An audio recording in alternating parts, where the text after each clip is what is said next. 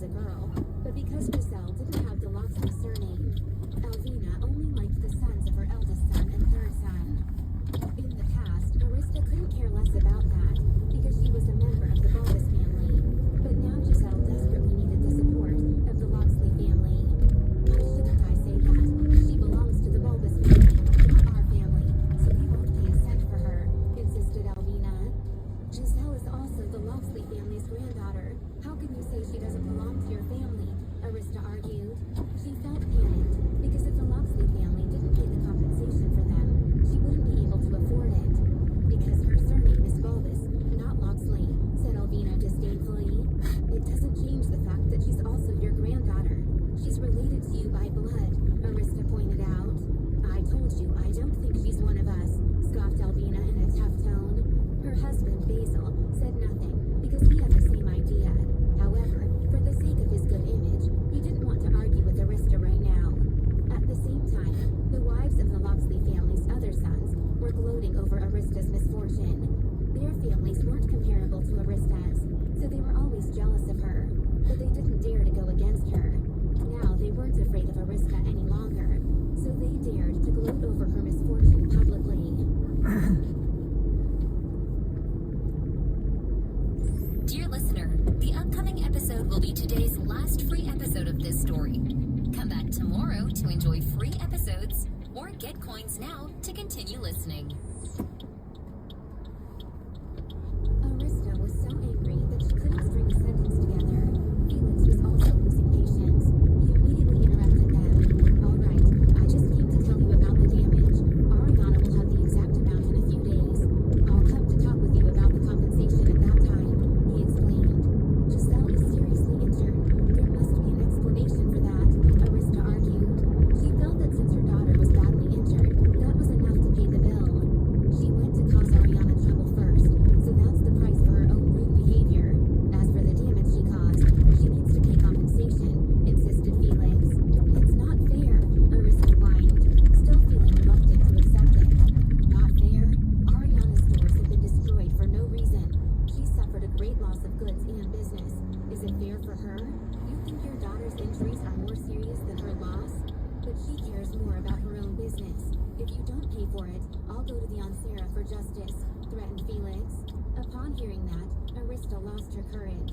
If the Ansera got involved, the consequences could be a lot more serious. Felix didn't want to argue with them any longer, so he turned around and walked away. After he was gone, Basil opened his mouth and told Arista, "You should deal with this on your own. The Locksley family won't be involved." After saying that, he turned to glare at Giselle, who got scared and shrank back a little. No child of the Locksley family behaves like you. You are the Bulbous family's spoiled child. You have a bad reputation, but you never learn or change. You have even become more rude over time. I allowed you to live with us for Sandor's sake, but I don't want our family's reputation to be damaged as well, he lectured. Although the Locksley family benefited a lot from the Bulbous family after Sandor married Arista, the Bulbous family kicked Astor's family out after all. Basil still tolerated Arista, simply because she was married to his son. However, he wouldn't let Sandor take over the Locksley family's properties, because Sandor had married into another family and didn't have a son. Nevertheless, he could still inherit some of the Locksley family's wealth, although he had his own business. Arista felt aggrieved and wanted to argue against her father-in-law, but she didn't dare to say anything. Once Basil finished speaking, he turned around, saying nothing further, as did Alvina. The others also walked away, leaving only Sandor. Even though he was really mad at Giselle, she was his daughter, so he had to do something. Because she was his only child, he couldn't leave her in trouble. Therefore, he sent people to fetch a doctor, and then carried Giselle back to her room. Arista followed behind Sandor and asked anxiously, "What should we do now?" "What can we do? We can only pay the money. Didn't you hear what my parents said? The Locksley family won't pay a cent for it. I don't have that much cash now. I can only pay $70 million. So you should go to check your stuff. Sell some of it if you have to," ordered Sandor. He was referring to jewelry among other things, which could fetch them enough money. Sandor's business had hundreds of millions of dollars in assets, but he didn't have much cash, because most of his properties were fixed assets. $70 million was all the money he could take out. After all, he couldn't sell his business. They still needed income to live in the future. The Locksley family's house could accommodate them, but Sandor had his own ambition, and he wanted to build up a successful business. What? You want me to sell my stuff? Arista gasped. That was the last thing she wanted to do. If she sold that, she would lose her security. Or what? You should take responsibility for the mistake Giselle made. Are you trying to hurl the burden on me? Is money more important than Giselle is to you? Sandor argued.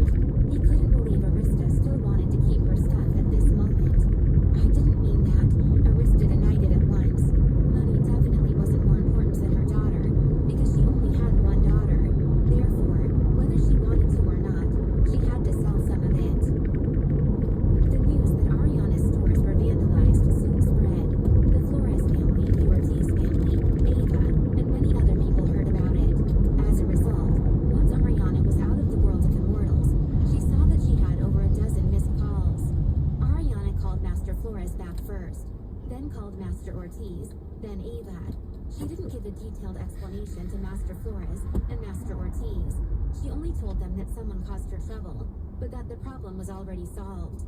However, she told Ava everything, and Ava apologized to her as soon as she heard what happened. She knew that Ariana was dragged into trouble because of her. Ariana didn't blame Ava, however, because it wasn't her fault. She also told Ava that she took Giselle to the world of immortals to get compensation. Felix would deal with it, and she had complete trust that he could handle it. The police wanted to help, but Ariana told them that she had decided to settle it out of court. After all, because Giselle was an immortal, she couldn't deal with the problem in the mortal world.